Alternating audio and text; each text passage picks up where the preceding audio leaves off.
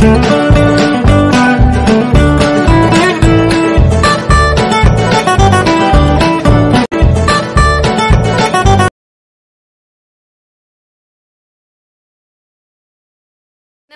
मैं खुशी। हम ज्योतिष की प्रारंभिक शिक्षा आरंभ कर चुके हैं, जिसमें हमने कई सारे भाग कवर कर लिए और इन भागों को कवर करने के उपरांत हम नवग्रह के भी बारे में कुछ विशेष जानकारियां जानेंगे। और ये जो विशेष जानकारियां होंगी, ये आप कुछ ऐसी भी विशेष जानकारियां हैं जो कि सिर्फ एक ग्रंथ में नहीं, कई ग्रंथों के मिलनसार से जो हमें शिक्षा मिलती है, जो हमें ज्ञान मिलता है, जो ज्ञान हमें मिलता है, उसके बारे में हमें कृपया करके बताइए। वैसे आपने तो कई जगहों पे साधना की और कई बार ध्यान करने के बाद आपको तो ये मालूम ही होगा, तो कृपया करके इस विषय पर भी हमारा मार्गदर्शन करें गुरुजी। धन्यवाद। अब हम चंद्र ग्रह के बारे में चर्चा करेंगे, तो कृपया करके हमारा मार्गदर्शन कीजिएगा। और आप सभी भक्तजन कृपया करके वीडियो अंत तक देखें, क्योंकि अंत में हमारे गुरुजी पौराणिक मंत्र और तांत्रिक मंत्र और भी जो मंत्र हैं चंद्रमा रिलेटेड, उनके बारे में वर्णन करेंगे, एवं चंद्र ग्रह से रिलेटेड रत्नों के बारे में भी वर्णन करेंगे और कुछ और जानकारियों के बारे में भी आपको बताएंगे, जो कि कुछ जप संख्या हो गया और भी एक्सेट्रा। तो कृपया करके वीडियो अंत तक देखें और गुरुजी हमारा मार्गदर्शन करें। धन्यवाद। जय सीताराम। अब हम बात करते हैं चंद्रमा के ऊपर। चंद्र ग्रह जो है, ये सभी ग्रह राजों में ग्रहों के रानी की संज्ञा इनको प्राप्त है। पहला इनका सबसे प्रमुख बिंदु ये है कि ये ग्रहों की रानियों की संज्ञा है। दूसरे बिंदु की तरफ जब ध्यान देते हैं तो ये कर्क राशि के प्रतिनिधित्व करते हैं, कर्क राशि के स्वामी हैं। जब तीसरे बिंदु पर जब आप ध्यान देंगे तो पूर्ण दृष्टि इनका अपने जहाँ बैठे हैं वहाँ से सप्तम भाव तक इनका पूरा दृष्टि रहता है। उच्च राशि होती है इनकी वृषभ राशि, उच्च डिग्री 3 डिग्री होती है इनकी। पांचवा बिंदु जो है नीच राशि, वृश्चिक राशि और नीच डिग्री भी इनकी 3 मानी गई है। 6 पॉइंट आप ध्यान देंगे। छठवां बिंदु तो मूल त्रिकोण राशि इनकी 3 डिग्री के बाद वृषभ में 30 डिग्री तक होती है। इनकी स्वयं की राशि 7वां बिंदु जब समझेंगे तो कर्क है। 8वां बिंदु मित्र ग्रह है इनके सूर्य एवं बुध। 9वां बिंदु की तरफ जब बात करते हैं तो तटस्थ ग्रह हैं इनके शुक्र, शनि, मंगल एवं बृहस्पति। 10वां चंद्रमा कोई ग्रह के लिए शत्रु नहीं है। इनका दिन जो है सोमवार है। 12वां बात देंगे तो मौसम में इनका वर्षा ऋतु का प्रतिनिधित्व करते हैं। 13वां बिंदु चंद्रमा जलीय ग्रह है। 14वां बिंदु चंद्रमा का गुण सत्व गुण है। चंद्रमा 15वां बिंदु वैश्य वर्ण से संबंधित है। चंद्रमा बहुपद वश्य से संबंधित हैं। और चंद्रमा का 17वां बिंदु कार्बनिक वनस्पति मूला ग्रह है।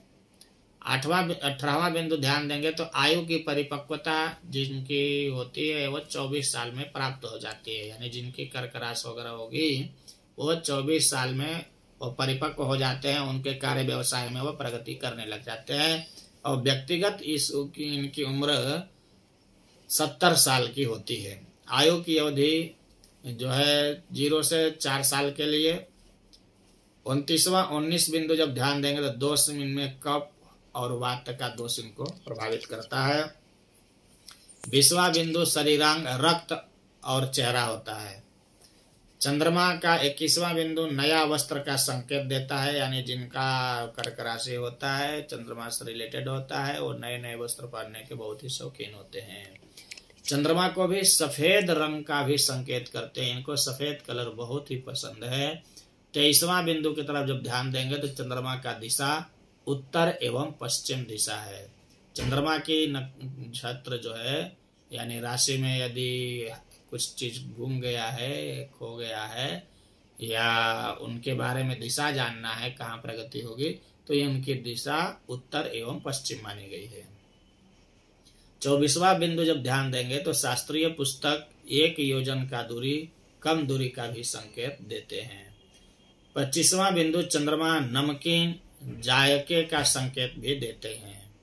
चंद्रमा 26वां बिंदु में सफेद फूल, रात और पानी में खिलने वाले फूल जैसे लिली के फूल, तेलीय वनस्पति का भी संकेत देते हैं। चंद्रमा का 27वां बिंदु में देखेंगे तो प्रिय भोजन जो है चावल है। चंद्रमा चक्र का गोलाकार आकृति का भी संकेत देते हैं। 29वां बिंदु चंद्रमा का कद छोटा होता है। 30वां बिंदु धातु, कांस्य, रजत और मोती होता है। जब अपन 31वां बिंदु पे बात करते हैं तो चंद्रमा सामने से वार करता है। प्राकृतिक शुभ शुक्ल पक्ष में और कृष्ण पक्ष में अशुभ होते हैं। पृष्ठोदय ग्रह होते हैं। प्राकृतिक कारक मन और भावनाओं और माता के कारक होते हैं। नीति में दाम नीति, लिंग में महिला है। चंद्रमा उपयुक्त साथी का भी संकेत देता है। स्वभाव चंद्रमा का अस्थिर और चंचल होता है। ये 39वां बिंदु है। 40वां बिंदु स्थानीय जलीय अवैरियम, समुद्र तटों, सागर, नदी, नाव, हाउस बोट, जहाजों, कुओं, महिला निवास, अस्पताल, होटल, मोटल, सार्वजनिक स्थान के भी प्रतिनिधित्व करते हैं।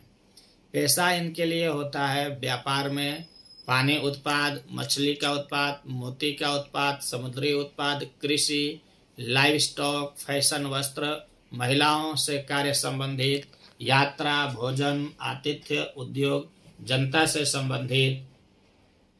मनोविज्ञान में भावनात्मक, आदरणीय, संवेदनशीलता, कल्पना शक्ति, अच्छी यादाश्त, अच्छी आदतें, अति संवेदनशीलता, अक्षमता, भावनाओं के साथ प्रतिक्रिया करने में कठिनाई, जलन। रोग में इनको होता है सुस्ती आती है, उनीदापन यानी नींद कम आती है, फेफड़े की समस्या होती है, रक्त संबंधी बीमारियां भी होती है, पाचन समस्या सभी समस्या होता है, जलीय समस्या होता है, मानसिक समस्या होता है, तनाव बहुत होता है, रक्तचाप बहुत होता है, नकारात्मकता, अवसाद, चेहरे से संबंधित रोग, स्वाद से जुड़ी समस्या भी होती है। दशावतार में यह कृष्णावतार के कारक है। देवता में इनके वरुण देवता होते हैं।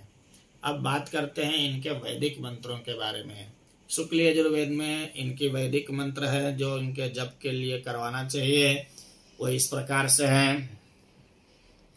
ओम इमं देवा असपत्नग्गो सुवधवं महते अक्षतराय महते ज्येष्ठ्याय महते जानराजिया येन्द्रस्येन्द्रियाय इममुख्य पुत्रममुख्ये पुत्रमस्ये वेश एखवो मे राजा सोमोस्माकं ब्राह्मणानागुं राजा। यह वेदोक्त मंत्र है। इस मंत्र का 10,000 और मतलब 11,000 इनका जप है। कलयुग में इसको 4 गुना जप करना चाहिए, यानी 44,000 तक इनकी जप संख्या होती है। ठीक इसी प्रकार से पुराणोक्त मंत्र भी आते हैं। दधि शंख तुषाराभं क्षीरोदार्णव संभवं नमामि शशिनं सोमं शंभोर्मुकुटभूषणं। यह पुराणोक्त मंत्र है। इसका भी 11,000 जप एवं चतुर्गुणित के हिसाब से 44,000 जप होता है। इनका जो तंत्रोक्त मंत्र है ओम सोम सोमाय नमः। तंत्रोक्त मंत्र आप अपने लिए भी स्वयं भी जप सकते हैं, जबकि वैदिक और पुराणोक्त मंत्र यदि योग्य उत्तम प्रकार के ब्राह्मण मिल जाए तो उनसे जप कराना चाहिए। इनका रत्न जो है वह मोती रत्न है। जब कभी चंद्रमा से संबंधित समस्या हो तो आपको मोती रत्न अवश्य धारण करना चाहिए। जय श्री सीताराम।